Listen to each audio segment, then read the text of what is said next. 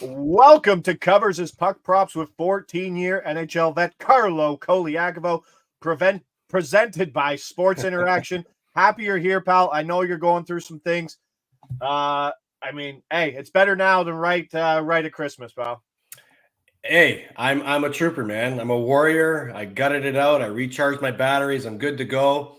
I'm happy to be back with you to start maybe building on a little bit more profits here before the Christmas season approaches us here on the weekend. Plus 3.18 units last week. We're running 3 straight days this week for a little holiday schedule. We're going Wednesday, Thursday, Friday live, 10 a.m. this week. No Saturday show. All odds coming via Sports Interaction. Let's go, pal. Detroit at Winnipeg. How about the new Kyle Connor? Gabriel Velarde, over 2.5 shots on goal, minus 105. Guys on an absolute heater. Seeing this price as short as minus 115. He's jumped up to that top role now that Connor's out 6-8 with Scheifele and Ehlers. And since he's taken over that role, 3 games that he started, it's been an absolute tear. The guy's 5-0 to the over on this shot on goal market. So we're happy to see it. But on the other side, it's a good matchup versus a Detroit team who I thought they had the identity of being like a great defensive team, low shot team, but that's kind of fallen apart here. Bringing in Patty Kane's maybe changed the way things have gone. So we're hitting Velarde here for a point, but we're also going to hit Winnipeg 3-way money line at even money. 1-6 straight up with Patrick Kane. Losses to Anaheim, San Jose, and Ottawa, pal. They're not scored and they're giving up goals.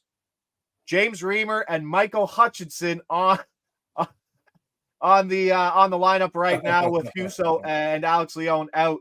What's up with Detroit? We touched on it last week, but this is a team that can't score and can't keep the puck out of their own net. Yeah, they're clearly out of sync. And you would have thought that with the addition of Patrick Kane, they'd be trending in a different direction. But in a surprise way, they're not. They've been trending in the complete opposite direction. They haven't found a spark that you hope Kane would bring them. David Perron gets suspended for 6 games for sticking up for Dylan Larkin. Dylan Larkin returned last game, but didn't really have much of an impact in their loss to Anaheim.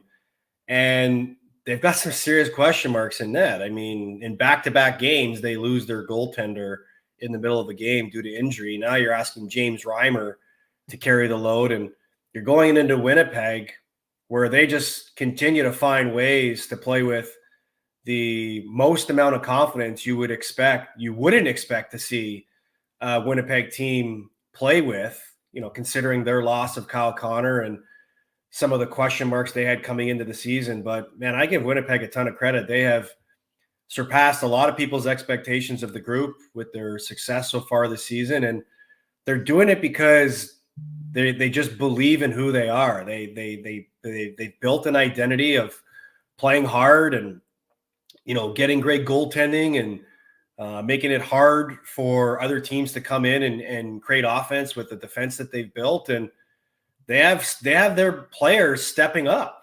And Gabe Vilardi's a guy that was a big acquisition for them, considering they moved on from Pierre-Luc Dubois. The second game of the season, they lose him for 6 to 8 weeks, and now he's come back, and it's like he's never left. He's clearly not taking much time to find his rhythm, and man, he's leading this team to an incredible result right now. 7 points in his last 3 games.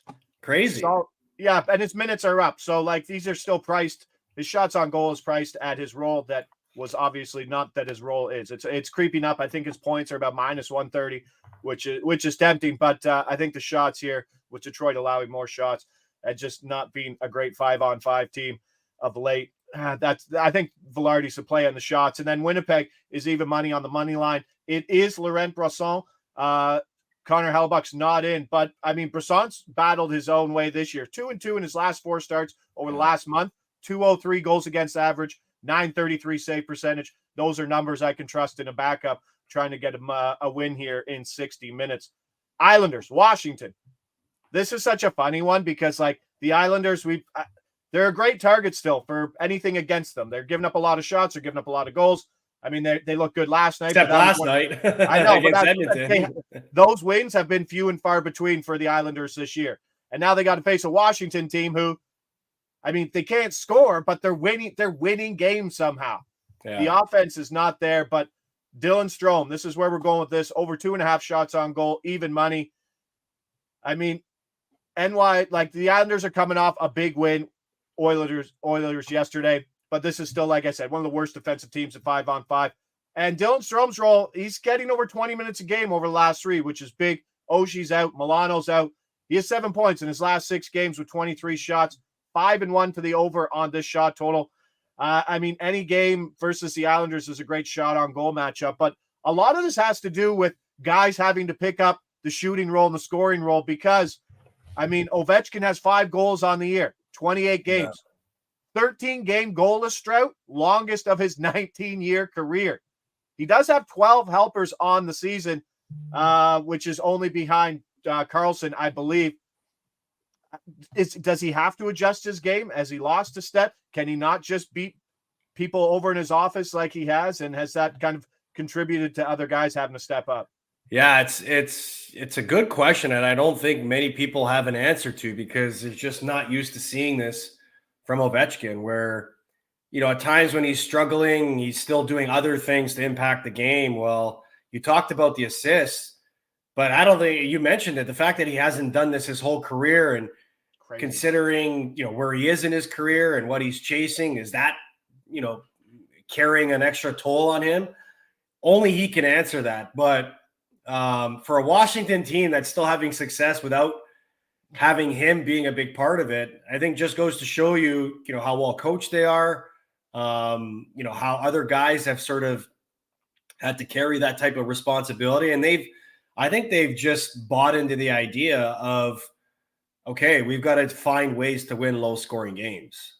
And they did it the other night in Carolina, which was a surprise considering, you know, where they were in the schedule. But, you know, Dylan Strome, to me, I would have never thought he was 5-1 on the over in his last 6 games. But for a guy that's going to be on the ice as much as he is, for a team in the Islanders that gives up a lot of shots, and this kind of has a smell of a letdown game for the Islanders, where, you know, yesterday's game against the Oilers was the big one that they circled, and this is the one on the back-to-back where they probably think, okay, we're playing good enough. Maybe we can just show up and bring our B game, which could expose their defensive deficiencies even more. It's going to be probably a Varlamov game as well, too. Not to say that he's your typical backup because he's played like a number 1, but you know, good opportunity for Dylan Strome here to continue on that overshot total streak. The letdown spot, we'll say, is somewhat priced in here. I mean, Washington is a -125 home favorite in this game. It's really tough to back a team like that, knowing that you're the variance is high, meaning they're not going to win 4-1. And if you're betting on a close game, if you at least want to take the chances of getting some plus money on it, I don't want to lay juice on a team that's, like you said, 2-1, 3-2. Yeah, it's a little scary. But Strome, like I said, 4 shots, 2 shots, 5 shots, 3 shots, 3 shots, 6 shots. Like he's shouldering a load offensively, and 20 plus minutes in 3 straight games. So it's coming from that top line. And with the way the Islanders are scoring, we talk about game script a lot. The Islanders could jump out to an early lead, and Washington might have to go short bench, which would keep Strome and this team shooting. I wouldn't mind that. That'd be a good game script for sure for us. Absolutely. All right, let's jump to the late game. Seattle Kings. Let's fade. We hit Winnipeg on this spot, but now we're going to hit Seattle on the spot. Kraken team total under 2.5, -110.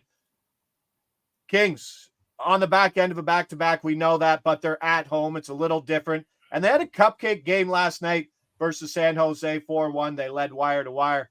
Seattle, bottom 10 in scoring, bottom 10 power play, 29th in expected goal force per 60 in their last 30 days. This is not a great offensive team. Jaden Schwartz is out. Burakovsky's out. Schultz is a good Is McCann back or is he still out too? So he exited on Monday. He's questionable. So if he's not out, this team could be without their top scorers. Yeah. McCann is their top scorer. That would be big.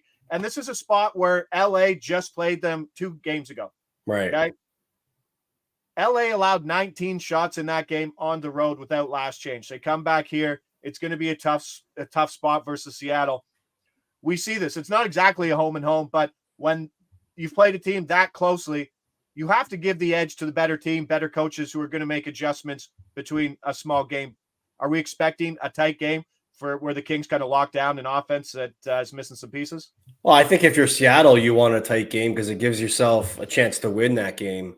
For LA, it's almost like in their DNA where they just want to wear you down. And how they wear you down is, they get on you offensively, they smother you defensively, and they let their goaltenders steal the show, which clearly has Cam Talbot as statistically one of the best goaltenders in the league right now. Surprisingly, I mean, to say the least. I don't think anybody thought that he would, redefine himself in LA, but with the structure that they play with and the system that they play with, they play, a very methodical type of way where, they're good with their structure. They capitalize on your mistakes and they don't give you much defensively. And you talked about all those things that Seattle has to overcome. It's going to be a challenge for them. Let's be honest, right? I mean, to create any type of offense in a normal game against LA is tough. When you're undermanned, could be tougher. So this is a good spot for LA, like you said, considering they played with Dan Rittich last night in net, and it was an easy night for them. So maybe it'll be too much for Seattle to handle tonight. Yeah, old Dave, 15 saves on 16 shots last night. So you get Cam Talbot today, which is good. And Adam Reckcamp comments saying that Cam Talbot saves is a good play for tonight as well too, which basically backs up everything we've been saying. Yeah, let's go. Seattle team total under 2.5 there. Big update. Super League. Fenerbahce scored. They're up 3-1 here in the 51st minute. Need them to win. That's nothing better than you need them to win or hit a certain. I got the first half over half a goal. Both teams to score over 2.5 and the favorite. Just square bet to keep the account alive. But you're a beauty, buddy. You're a beauty. All action. Turkish soccer on a Wednesday morning. Gotta love it. 9:00 Super League. That's how you do it. Trevor Morepoint asking Mike. So Steve DeMar does ask a really good point. The Mike Riley shot on goal. If producer Mick could jump that one back up. So he has been an absolute dime. He was the one I sent you that I was laddering the other day. Right. But that was versus Montreal. So Riley shots on goal. I mean, it's over 1.5 and it's minus 200 basically for the over. Oh my God. Yeah, but I don't love the matchup versus Washington. Mm-hmm. And I think if you're looking to hit Mike Riley, wait for some games where he has tough shooting matchups to suppress it. And then when they face Montreal's and when they face teams that give up shots to defensemen, that's your spot. So I'd be off Riley today. Hope he doesn't do anything, but he's still minus 200 too. There's no way I'm even sniffing that. No. But like if you hit Riley, like you're looking for a ladder shot and you need a matchup for a ladder shot. Velarde has a decent ladder shot today, maybe up to 5 if you can find it. But other than that, Trevor Morepoint. I mean, I don't love Trevor Morepoint. I would probably need. I'm sure it's like minus 120. LA's really tough because they roll 4 lines, especially in a back-to-back game. In a game where they're probably going to lead, so you're not going to get, top 6 chasing and power play stuff. So it's not the greatest. So I'd just be happy. I think the play for points is kind of fading Seattle players if you're looking for to chase some unders in that game. But let's get a little recap here on a busy three game Wednesday. We got Gabe Velarde over 2.5 shots on goal. Big bump in his minutes and his production, and then the Jets 3-way money line at even money with Brisson in net. And then Washington Strome over 2.5 shots on goal with Ovi kind of struggling. The load has been put on other guys like him and Wilson. And I think Wilson's about minus 140 for his over 2.5 shots. And then Seattle, Kraken, late game, West Coast. Let's go. Team total under 2.5, minus 110. Let's get this man back to rest. We need him back tomorrow, 10 a.m. I'll be here. Don't worry. Today. Let's wrap it up. Appreciate everybody there in the chat. Thanks to everybody there in the comments. I'm Josh Ingles. He's Carlo Colaiacovo. This is NHL Puck Prop presented by Sports Interaction. We'll see you back here tomorrow, 10 a.m. Ciao.